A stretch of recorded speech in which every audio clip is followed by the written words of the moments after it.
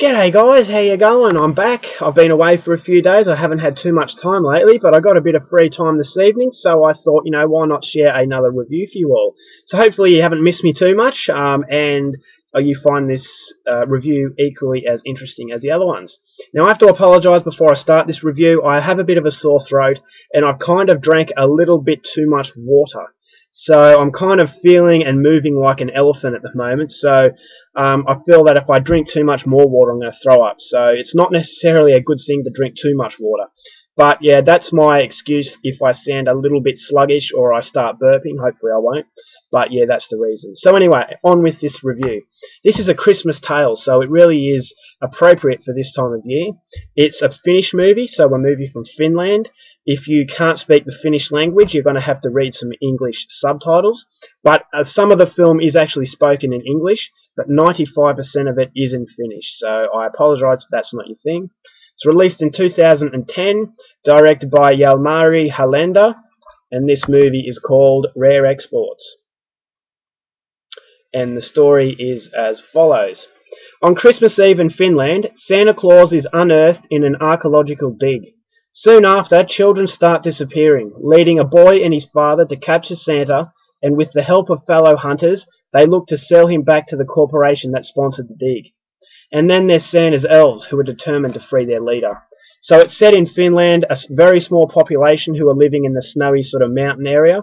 They rely on reindeer as their method of income. They basically slaughter the reindeer and sell them. And that's how they get their income, and that's how they live. But, however, there is an archaeological dig nearby. Now, one day, the father of this small population, he wakes up to find that the reindeer have all been slaughtered. So they have no idea who's responsible for this. They have some idea that it may be a neighbouring sort of population, but they don't know that it is actually connected with the dig. Now, something that this corporation, there was a big corporation who were responsible for this dig, and no one knows exactly what they're after with the dig, but then, yeah, the small population are beginning to suspect that whatever they were doing there is responsible for slaughtering their method of income. So they want to get to the bottom of this and find out what the hell they're doing, and this is where they realise that it's connected with Santa Claus. Now, Santa Claus in this film is a whole lot different from the Santa Claus we know. Santa Claus in this film is evil, and if you've been a bad boy or girl, not only don't get any presents, you also get whipped to death until there's nothing left of you. So Santa Claus, obviously, in this film, is a whole lot different.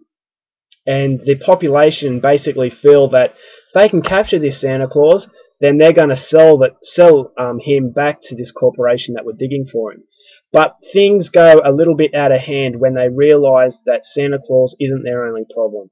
And how it unfolds from there, I'm going to leave it up to you to find out for yourself, and that's as far as I'm going to go synopsis.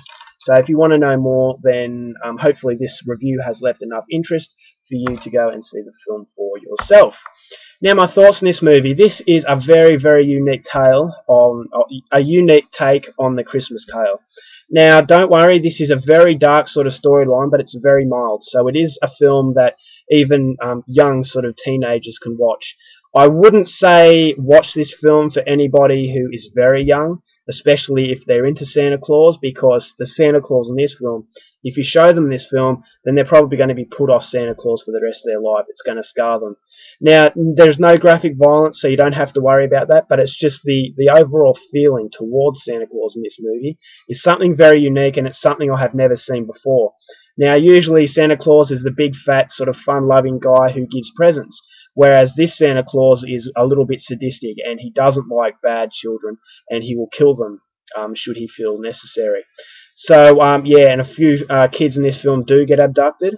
I'm not going to tell you who by, but Santa Claus is connected with that. So, a very dark sort of Christmas tale, but one that's very enjoyable, and I feel that it's very appropriate for this time of year if you want a horror film that will test you with its dark sort of subject matter, but one that you can get through easily, because it really is a family sort of friendly film without too much violence. There's a little bit of violence here and there, but it's definitely not an extreme film. So if you want something a little bit different for this period of the year, then this one should satisfy your curiosity.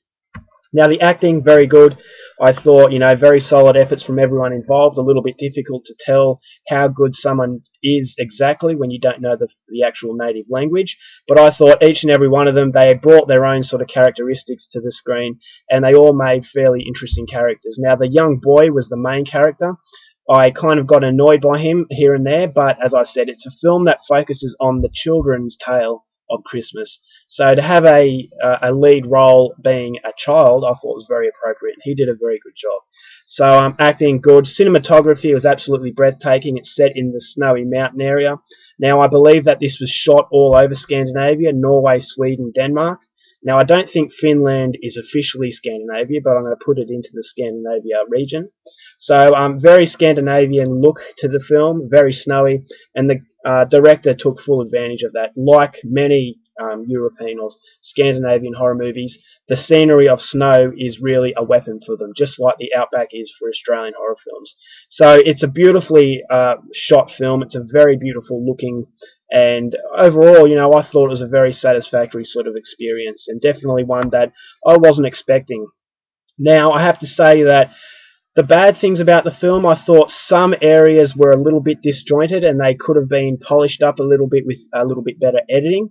But having said that, those sort of scenes were few and far between, so it won't take you out of it at all. Now, the lack of blood and guts may be a little bit off-putting to the more extreme horror fan, but if you want something a little bit different, as I said, then this film definitely will meet your requirements. Now, I didn't like the ending. I felt that it was very Hollywoody.